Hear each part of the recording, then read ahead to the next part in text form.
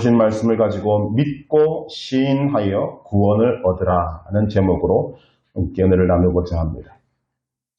우리는 다윗 하면 떠오르는 두 가지 이름이 있습니다. 하나는 골리앗이고 하나는 밧세바입니다.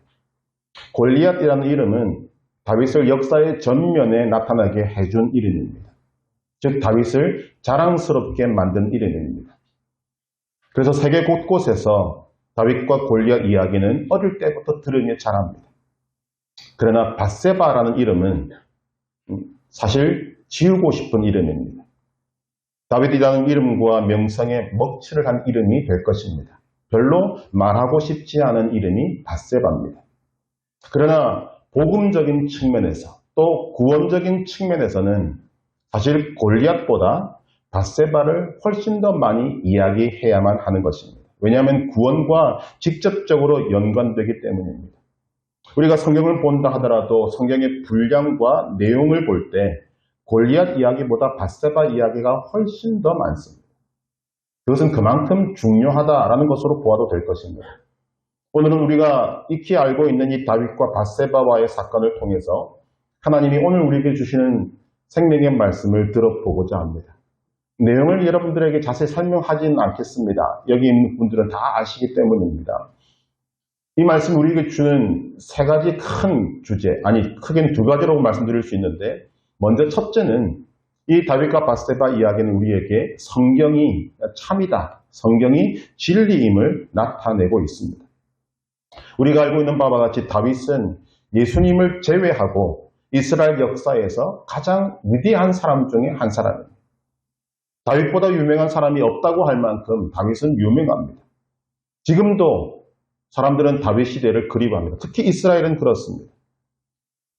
외국인들이 모여있는 곳에서 데이빗이라고 부르면 아마 그 중에 한 명은 반드시 손을 들 것입니다. 그런 다윗에게 있어서 밧세바 사건은 사실 입에 담기조차 부끄럽고 수치스러운 내용입니다. 할 수만 있다면 역사에서 지우려고 했었어야 합니다. 우리가 역사라고 이야기할 때 사실은 오늘 우리는 이 역사를 정말 큰 마음을 넓게 열고 보아야 될 필요가 있습니다. 역사에 대해서는 이런 말이 있습니다. 이긴 자의 기록이다. 역사는 이긴 자의 이름과 명성을 높이는 것은 기록하고 그 이름과 명성에 먹칠하는 것은 삭제하려고 하고 또 삭제합니다. 동서양을 막론하고 똑같은 것 같습니다. 특히 체면을 중시하는 동양에서는 이 현상이 훨씬 더 강하게 나타납니다. 우리는 요즘 중국이 유명하고 좋은 것은 다 자기 것이라고 주장하는 것을 보고 듣고 있습니다. 일본은 끊임없이 분명한 역사임에도 불구하고 그것을 왜곡시키는 노력을 시도하고 있습니다. 왜 그럴까요? 부끄럽고 수치스러운 것은 나타내려고 하지 않기 때문입니다. 그런데 하나님의 말씀이라고 하는 성경은 이 추앙받을 만한 이름인 다윗의 치부를 상세하게 기록하고 있습니다. 그것만으로도 성경이 진리다, 성경이 참이다라는 명백한 증거로 삼을만 하다는 것입니다. 웬만한 것 같으면 위인전만 하더라도 이런 이야기는 빼려고 합니다. 그런데 성경은 우리에게 그 추앙받을 만한 이름인 다윗의 역사의 흑역사 또는 정말 더러움이 드러나는 이 부분을 적나라하게 나타내고 있다는 것을 볼 때 성경은 하나님의 말씀이구나, 참이구나, 진리구나라는 것을 우리가 깨닫게 되는 것입니다. 두 번째로 이 다윗과 밧세바 이야기가 우리에게 중요한 이유는 이 이야기는 복음에 대한 이야기입니다. 다윗과 밧세바의 이야기는 놀랍게도 주제가 복음입니다. 우리는 복음을 기쁜 소식이라고 알고 있습니다. 그것도 그냥 기쁜 소식이 아니라 모든 사람에게 구원을 베푸시는 하나님의 기쁜 소식입니다. 참된 기쁜 소식입니다. 진정한 복음이 되는 것입니다. 그런데 이 말씀이 복음으로서 내게 오기 위해서는 몇 가지의 과정을 거쳐야 합니다. 복음이 내 것이 되기 위해서 첫 번째로 거쳐야 할 단계는 죄가 무엇인지를 알아야 합니다. 죄가 어떻게 발전하고 죄가 어떤 과정을 거쳐서 성장하는가 하는 것을 우리가 알고 있어야 한다는 것입니다. 우리는 다윗이 죄를 짓는 것을 보면 정말 놀랍니다. 순간적인 욕정으로 시작한 것이 살인죄로까지 성장하고 있습니다. 이것을 보면 놀랍게 되는 것입니다. 더군다나 그 주인공이 다윗이다. 지금까지 우리는 다윗에 관련되어서 그가 비록 인간적인 모습도 가지고 있지만 철저하게 하나님께 붙들려 살았고 하나님이 인정할 만하고 하나님의 마음에 합한 사람이라는 것을 알고 듣고 왔습니다. 그런데 이런 다윗이 우리가 상상도 하지 못할 그 죄를 아무렇지도 않게 짓는 것을 바라보면 사실은 놀랄 수밖에 없다는 것입니다. 그것도 그 죄가 아주 작은 것에서부터 출발해서 정말 극악무도한 죄까지. 우리나라 속담에도 바늘 도둑이 소도둑 된다라는 말이 있습니다. 우리는 그 과정을 조금 유추해 볼 수 있지만 오늘 이 다윗의 죄를 바라보면 죄는 은밀하지만 점진적인 성장 과정을 거친다는 것을 알게 됩니다. 그런데 성경이 놀라운 것은 이 은밀하고 점진적인 죄가 발전하고 성장하는 과정을 적나라하게 우리에게 보여주고 있다는 것입니다. 이유가 무엇이겠습니까?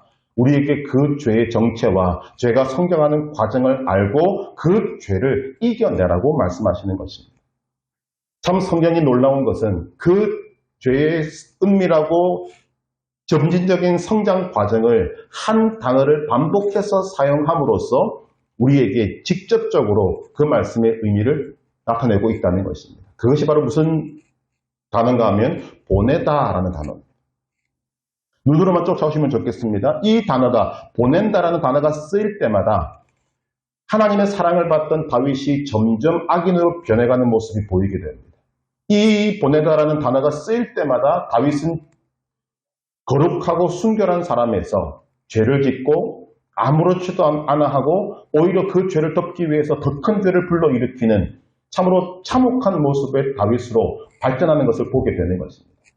사무엘하 11장 1절을 보면 다윗이 요압과 그에게 있는 그의 부하들과 온 이스라엘 군대를 보내니 전쟁터에 부하들을 보냅니다. 여기서 우리가 보아야 될 것이 무엇인가 하면 왕의 권력을 쓰고 있다는 것입니다. 그런데 그 권력이 정당하게 쓰여지는 것이 아니라 죄를 지는 데도 사용되어지고 있습니다. 사무엘하 11장 3절에 다윗이 사람을 보내 무엇을 하게 하는가 하면 밧세바에 대해서 알아보게 합니다. 사무엘하 11장 4절에 다윗을 전령을 보냅니다. 왜? 밧세바를 데려오게 하기 위해서. 사무엘하 11장 6절에 다윗이 요압에게 기별하여 햇사람 우리아를 내게 보내라 하매 요압이 우리아를 다윗에게로 보내니 이 보내고 전령을 보내고 사람을 보내는 이 모든 행위가 권력을 휘두르고 있는 다윗의 모습을 보여주고 있는 것입니다. 그런데 그 모든 것들이 무엇으로 직결되고 있는가 하면 죄로 연결되고 있는 것입니다. 다윗은 은밀하게 이 죄를 지었습니다. 얼마나 입단속을 했겠습니까? 그리고 자신의 계략이 성공했습니다. 그러자 어떤 일을 벌이는가? 사무엘하 11장 27절. 자, 이제 눈에 가시와도 같았던 우리아까지 죽였습니다. 그러니까 다윗이 사람을 보내 밧세바를 데려왔고 그녀와 결혼합니다. 이 보낸다라는 단어가 계속 반복적으로 쓰여지면서 점점 죄를 더 심하게 짓고 있는 악인 다윗의 모습으로 발전되어 가고 있는 것입니다. 그런데 하나님은 이 똑같은 단어인 보내다라는 단어를 사용해서 이 다윗의 탈선을 중지시킵니다. 사무엘하 11장 1절을 보면 여호와께서 나단을 다윗에게 보내시니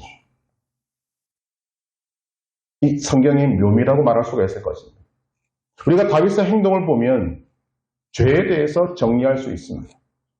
죄는 막 복잡한 것 같고 종류가 많은 것 같지만 추격하면 딱 세 가지 범주로 다 들어갑니다. 첫째, 자신이 스스로 신이 되려고 한다는 것. 둘째, 자신의 삶을 자기 멋대로 살고자 하는 것. 세 번째, 다른 사람을 지배하고 정복하려는 것. 이 세 가지로 추격이 됩니다. 죄는 이런 세 가지 내용을 여러 가지 방법으로 반복하고 있는 것입니다. 그런데 우리가 이 다윗의 죄를 짓는 과정들을 바라보면서 느낄 수 있는 것이 무엇인가 하면 이 다윗과 밧세바의 이야기를 우리는 별 큰 어려움 없이 지금 나의 이야기를 하고 있는구나 라고 깨닫게 됩니다. 왜냐하면 우리가 짓는 죄도 그 범주를 벗어날 수 없기 때문입니다. 또 우리가 모두가 다 죄인이기 때문에 다윗의 죄를 짓는 과정을 바라보면서 우리는 이건 내 이야기인데 라고 할 수밖에 없는 그 속으로 우리를 밀어넣고 있는 것입니다. 죄의 세부사항, 내가 이런 죄를 짓고 저런 죄를 짓고 하는 그 세부사항은 다를 수 있습니다만 죄를 짓고 있고 또 짓고 있고 또 지을 것이라는 모든 사람이 죄인이라는 것을 깨닫는 데는 별로 그렇게 어렵지 않다는 것입니다. 성경이 오늘 우리에게 먼저 그것을 알게 합니다. 죄는 이런 것이다. 죄를 짓기 위해서는 세 가지 조건을 충족시킵니다. 내가 스스로 주인이 되고 또한 자신의 삶을 자기 멋대로 하려고 하고 다른 사람을 지배하려고까지 한다. 그것이 죄다. 우리가 이것을 깨달을 수 있게 되기를 바랍니다. 두 번째로 이 복음이 내 것이 되려면 1인칭으로 들을 수 있어야 합니다. 나에게 하는 말씀으로 들을 수 있어야 합니다. 하나님께서는 죄를 짓고 아무렇지도 않게 살고 있던 다윗에게 하나님의 사람 나단을 보내십니다. 나단은 다윗을 만나서 직접적으로 말하지 않고 한 이야기를 들려줍니다. 많은 양을 가진 부자가 있는데 그는 손님들을 위해서 식탁에 올릴 양이 필요했습니다. 그런데 그는 자기 양을 잡지 않고 옆에 있는 이웃집 가난한 사람이 갖고 있던 유일한 한 마리의 양을 잡아서 그 소중한 양을 빼앗아서 손님들을 대접합니다. 그 이야기 속에 빨려 들어간 다윗은 그 부자의 잔인 무도함에 화를 내고 분개하고 자신이 의로운 재판관이 되어서 그에게 이런 사람은 죽어 마땅하다고 사형 선고를 내립니다. 그때 나단이 정곡을 찌릅니다. 당신이 그 사람이라. 여러분, 이것이 복음이 겨냥하는 초점입니다. 당신이 그 사람이라. 복음은 결코 누군가 다른 사람에 관한 것이 아닙니다. 그것은 언제나 나 자신에 대한 것입니다. 그리고 복음은 가상의 이야기를 만들어내지 않습니다. 언제나 실제 사람, 실제 고통, 실제 문제, 실제 죄에 대한 것을 짚어나가는 것입니다. 그런데 우리는 이런 복음의 1인칭 시점, 나에게 하는 이 하나님의 말씀을 힘을 쓰고 노력해서 그리고 이 죄의 성품을 가지고 우리는 밀어냅니다. 객관화시키고 일반적인 선언으로 만들어버리고 그냥 내가 그 이야기를 듣고 종교적 분개를 하는 정도로 무마시켜버리고 한다는 것입니다. 지금 다윗이 바로 그렇게 하고 있습니다. 그는 나단의 설교를 들을 때 다른 사람에 대한 설교로 들었습니다. 다른 사람의 죄와 다른 사람이 처한 공경의 이야기로 들었습니다. 그리고 그 이야기를 듣고는 분개합니다. 화를 냅니다. 재판관이 되었습니다. 이런 사람은 죽어 마땅합니다. 그러나 이런 반응은 아무런 소용이 없습니다. 남의 이야기로 들을 때는 복음은 내게 아무런 소용이 없습니다. 나와 아무런 관계가 없다는 것입니다. 다윗을 보시기를 바랍니다. 지금 다윗이 꼭 그렇습니다. 나단이 설교를 하고 있는데 그것이 자신의 이야기인 줄을 꿈에도 모릅니다. 남의 이야기 객관히 하는 것입니다. 그러니까 마음껏 정죄하고 마음껏 동정하고 마음껏 분개합니다. 왜? 남의 이야기입니다. 그런데 갑자기 복음이 훅 하고 들어오는 것입니다. 당신이 그 사람이야. 이것을 있는 그대로 받아들이는 것이 복음입니다. 지금 다윗은 남의 이야기로 듣다가 이 당신이 그 사람이라는 말씀을 듣는 순간 바로 복음을 들어야 할 대상이 되어버린 것입니다. 그리고 감사하게도 다윗은 이런 하나님의 복음을 개인적인 응답으로 나타냅니다. 사무엘하 12장 13절에 내가 여호와께 죄를 범하였노라.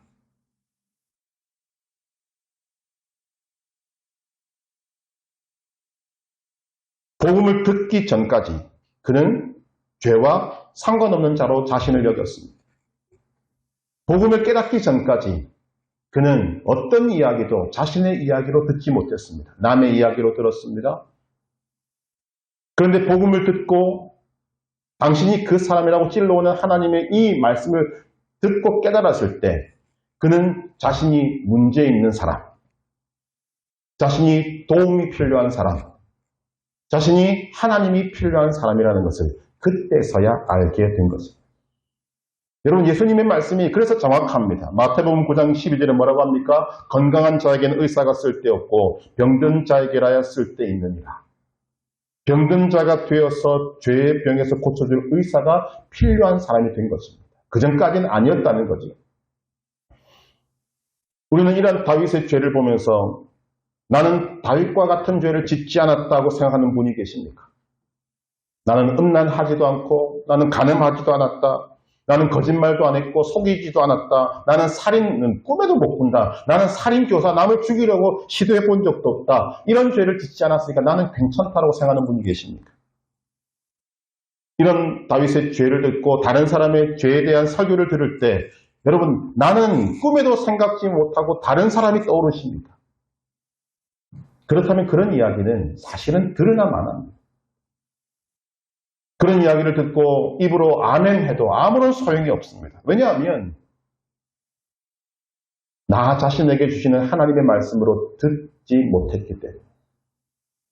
그렇게 들으면 성경에 그렇게 강조하는 회개를 할 수가 없습니다. 하나님께서 다른 누구도 아닌 지금 이 내용을 가지고 바로 나에게 지금 말씀하시는구나 라는 것을 깨닫는 사람이 복음을 받아들일 수 있습니다. 구원의 발판이라고 할 수 있는 회개를 할 수가 있다는 것입니다. 사람들은 이 회개를 굉장히 오해하고 있습니다. 우리가 믿음의 세계에 들어와서 이 회개만큼 오해를 많이 하고 있는 것이 없습니다. 자, 우리가 다 같이 회개하십시다라고 하면 여러분 과연 회개를 어떻게 하십니까? 회개는 죄를 인지하고 내가 죄인이구나, 죄를 지었구나, 바로 그 죄를 지은 사람이 바로 나 자신이구나 라는 것을 깨닫고 그 죄를 인정하고 고백하는 것인데 우리는 회개하라고 이야기하면 뭐 어떻게 생각하는가 하면 나는 죄를 지었으니까 나는 굉장히 나쁜 사람입니다 라고 생각하고 그렇게 고백하고 그것으로 끝내는 것으로만 생각할 때가 참 많다는 것입니다. 그런 고백과 더불어서 눈물이 흘리면 나는 정말 회개했구나 라고 생각할 때가 많습니다. 더 나아가서 죄로 인해서 자신을 괴롭히고 자신을 정죄하고 자숙의 시간을 어느 정도 가지면 이제 나는 죄사함을 받았다 라고 말하는 사람들도 숱하게 많이 있습니다. 우리가 분명히 알아야 할 것이 있습니다. 회개는 자신을 괴롭히는 것과 아무런 상관이 없습니다. 회개는 굉장히 간단한 것입니다. 죄는 자신의 죄를 인지하는 것입니다. 깨닫는 것입니다. 내가 죄를 지었구나. 내가 죄인이구나. 나에게는 구원자가 필요하구나. 이것을 정확하게 인정하는 것이 회개입니다. 그런데 왜 회개가 어려운가? 더 나아가서 왜 죄를 인지하는 것이 그렇게 어려운가? 이유는 참 여러 가지입니다만 죄가 가지고 있는 기본적인 특성이 있기 때문입니다. 죄는 자기를 기만하는 특징이 있습니다. 죄는 지으면서 자신이 죄인인 것을 모르게 합니다. 거기다가 사탄은 우리가 죄를 지으면서 그 죄를 내가 인지하지 못하도록 온갖 수단과 방법을 다 동원해서 우리를 책동합니다. 우리가 죄를 짓고 있다는 것을 모르게 만들어버리는 거죠. 저 그런 사람들 참 많이 봤습니다. 분명히 남들이 다 인정할 만한 죄를 지었는데 그가 회개하고 돌아오고 난 뒤에 본인이 몰라요. 그것뿐이 아닙니다. 자기를 기만하는 특성이 있는 것뿐만 아니라 죄에게는 놀랍게도 두려움도 있고 회감도 있습니다. 내 마음대로 하지 못하면 나는 어떤 존재인가 라고 하는 두려움이 있고 놀랍게도 그 죄를 지을 때 나도 모르게 쾌감이 있습니다. 그리고 그것을 놓치고 싶어 하지 않습니다. 이것뿐이면 좋겠지만 또 있습니다. 죄를 왜 우리가 그렇게 인지하지 못하는가? 죄가 드러나면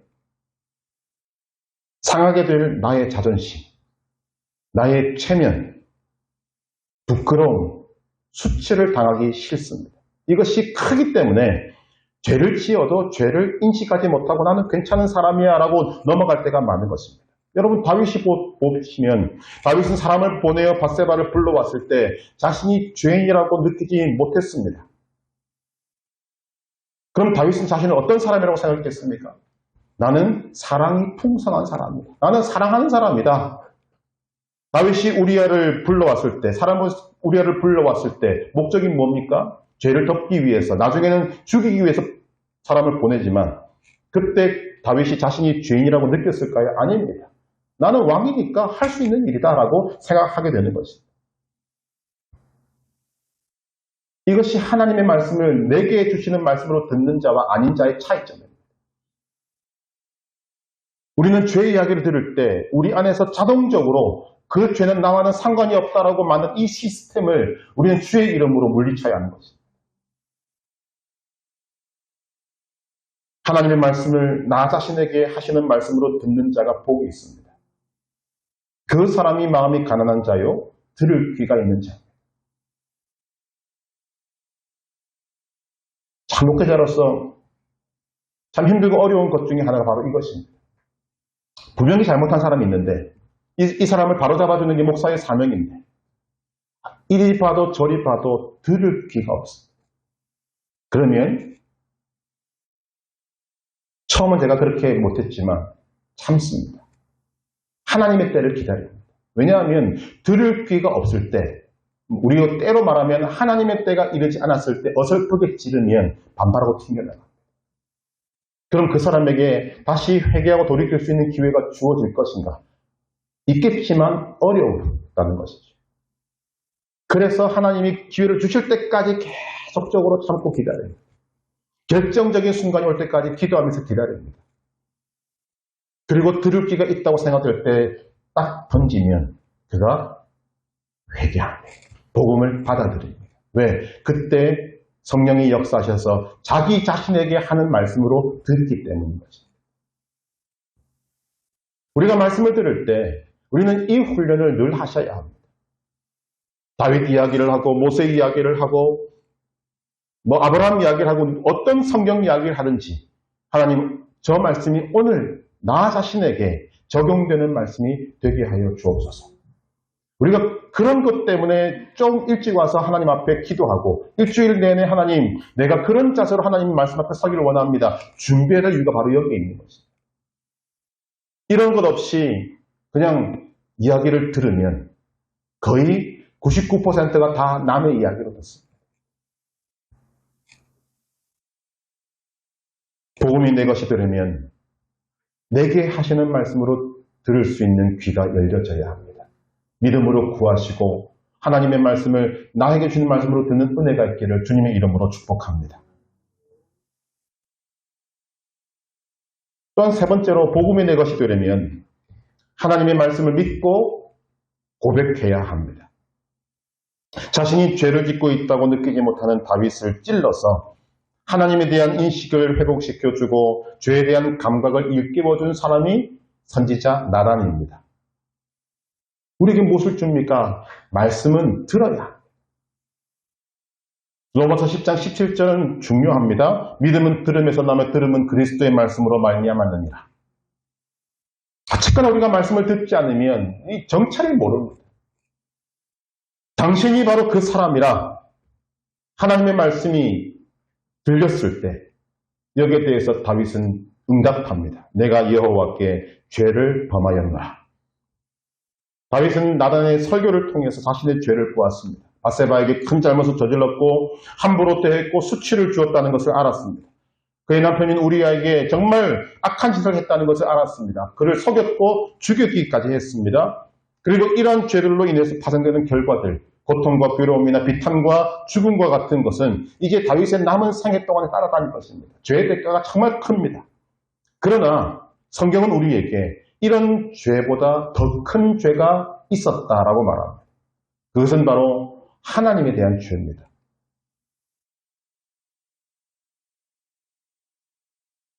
그냥 간단히 말하면 하나님 자리에 다윗 자신을 앉힌 것이 가장 큰 죄다 그 말입니다. 이 죄를 깨달은 다윗이 고백하는 것입니다. 내가 여호와께 죄를 범하였노라. 우리는 다윗이 죄를 짓는 과정들을 통해서 죄의 가장 근본적인 원인, 이것을 발견하게 됩니다. 그것은 사도 바울이 말한 것으로 이해하면 좀 쉽습니다. 로마서 7장 21절 그러므로 내가 한 법을 깨달았노니 곧 선을 행하기 원하는 나에게 악이 함께 있는 것이로다. 바울은 계속해서 말합니다. 우리 안에서 이 두 개가 끊임없이 싸운다고 말합니다. 어떤 것이 이기는가에 따라서 오늘 우리의 삶이 달라지는 것입니다. 자, 다윗으로 예를 들면 죄를 짓기 전에 다윗의 삶은 하나님이 전면에 나섰고 다윗은 뒷전에 있었습니다. 그때 다윗은 거룩했고 순결했습니다. 그러나 죄를 지을 때 하나님은 뒷전에 계셨고 다윗은 전면에 나섰습니다. 죄를 짓기 전에 다윗 속에는 하나님으로 충만했습니다. 하나님은 충만했고 다윗은 작았습니다. 그러나 죄를 지을 때 다윗은 그의 심령 속에서 충만했고 하나님은 흔적도 없이 한쪽 구석에 자리 잡게 되신 것입니다. 그러니 나타난 다윗, 전면에 나선 다윗을 통해서 죄의 속성이 나타나게 되는 것입니다. 죄의 속성 여러분 기억하시면 좋습니다. 자신이 신이 되려고 하고 자기 마음대로 살려고 하고 다른 사람을 지배하려고 하는 것. 지금 다윗이 죄를 짓는 과정을 보시면 전부 다 이 속에 다 들어갑니다. 다윗은 마치 자신이 신이라도 되는 듯이 행동합니다. 밧세바를 마음대로 합니다. 밧세바를 자신에게 종속시킵니다. 그 귀한 우리아의 생명을 자기 자신이 좌지우지합니다. 우리가 익히 알고 있는 바와 같이 다윗이 밧세바와 우리아에게 지은 죄는 결코 작은 죄가 아닙니다. 너무나도 큰 죄입니다. 여러분 아마 상상도 못할 만큼 큰 죄입니다. 그러나 그보다 앞선 죄가 있는데 그 죄가 더 크다고 말하는 것입니다. 하나님께 지은 죄가 더 큽니다. 하나님의 자리를 다윗이 빼앗았습니다. 하나님이 계셔야 할 다윗의 전면에 자신이 나섰고 하나님이 가장 크게 있어야 될 심령 속에 다윗이 존재하게 된 것입니다. 여러분 이것이 하나님이 십계명에서 말씀하신 첫째 계명, 둘째 계명. 다윗은 그 계명을 어긴 것입니다. 이제 나단의 설교를 통해 이 죄를 깨달은 다윗이 말하는 것입니다. 내가 여호와께 죄를 범하였노라. 다윗은 나단의 설교, 당신이 그 사람이라는 이 말씀을 통해서 자신의 죄를 인지했습니다. 깨달았습니다. 그리고는 하나님의 말씀을 믿고 고백했습니다. 내가 여호와께 죄를 범하였노라. 그가 하나님이 주신 그 복음을 받아들인 것입니다. 여러분 로마서 10장 10절 중요한 말씀입니다. 사람이 마음으로 믿어 의에 이르고 입으로 시인하여 구원에 이르느니라. 지금 다윗이 이것을 하고 있습니다. 우리가 분명히 해야 할 것은 이렇게 다윗이 깨닫게 된 것은 나단의 설교 자체의 능력이 아니라는 것입니다. 나단의 설교를 통해서 하나님의 은혜가 다윗에게 임한 것입니다. 설교를 통해 성령의 감동하심이 다윗에게 임한 것입니다. 하나님을 밀쳐내고 자신이 신이 되어 있는 그 다윗을 하나님께서 자비와 긍휼을 베푸셔서 찾아오신 것입니다. 그 결과가 다윗은 무감각했던 자신의 죄를 인지했고 잃어버렸던 하나님 의식을 되찾았습니다. 복음을 받아들인 것입니다. 은혜를 베푸신 하나님을 믿었고 입술로 고백했습니다. 죄의 대가는 치르겠지만 그는 구원받게 된 것입니다. 이 사건이 있고 난 다음에 이 사건을 놓고 다윗이 하나님 앞에서 깨달은 것을 정리한 것이 시편 51편입니다. 그 내용은 우리가 정말 깊이 묵상해야 될 필요가 있습니다. 다윗과 밧세바 이야기는 시편 51편을 옆에 놓고 같이 봐야 됩니다. 여러분 시편 51편의 주제가 무엇입니까? 하나님의 은혜입니다. 우리는 이 성경이 우리에게 무엇을 강조하고 있는가를 정확하게 볼 수 있어야 합니다. 시편 51편을 통해 다윗이 깨달은 것을 정리한 이런 것입니다. 다윗의 죄가 아무리 크다고 해도 하나님의 은혜는 그 죄를 훨씬 뛰어넘는 것입니다. 다윗의 죄는 결코 작지 않습니다. 또 작게 여겨서도 안 되는 것입니다. 그러나 하나님의 구원에 비하면 아무것도 아니다라고 말합니다.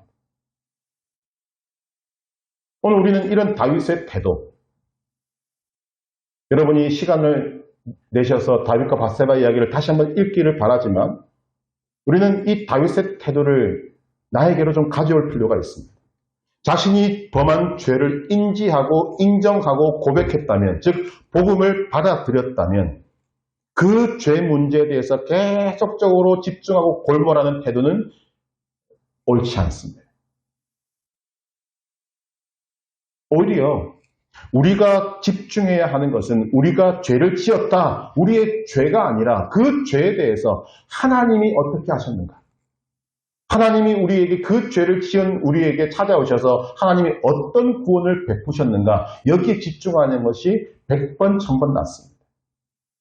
일단 죄를 인지하고 인정하고 고백한 다음에는 여러분 그것에 대해서 생각도 적게 하시고 또한 말도 적게 하는 것이 좋습니다. 왜냐하면 우리가 그것을 생각하고 입술로 고백하는 그 순간에 마귀가 우리를 틈타서 죄책감을 가지게 하고 정죄감을 가지게 하기 때문입니다. 오히려 우리가 정말 그 죄에 대해서 말을 한다면, 여러분들이 그 사실을 알았다면 죄에 대한 것보다 그 죄에 대해서 하나님이 하신 일을 많이 말하는 것이 훨씬 더 낫습니다.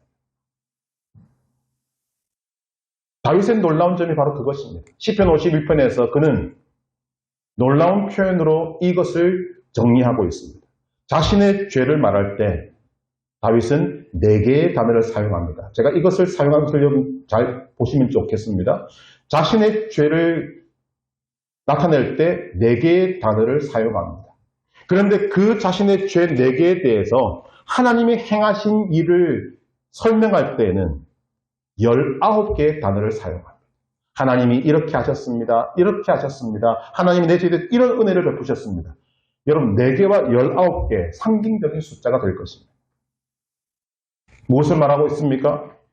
여러분 우리가 죄를 짓는 방법은 한정되어 있습니다. 그러나 하나님이 우리를 용서하시는 방법은 무한합니다. 말씀드렸다시피 죄의 역사는 답습입니다. 이전 세대의 죄를 이 시대의 사람들이 반복해서 짓고 있을 뿐입니다. 해 아래 새로운 것이 없다. 맞는 말입니다. 특히 죄에 대해서는 동일하게 적용됩니다.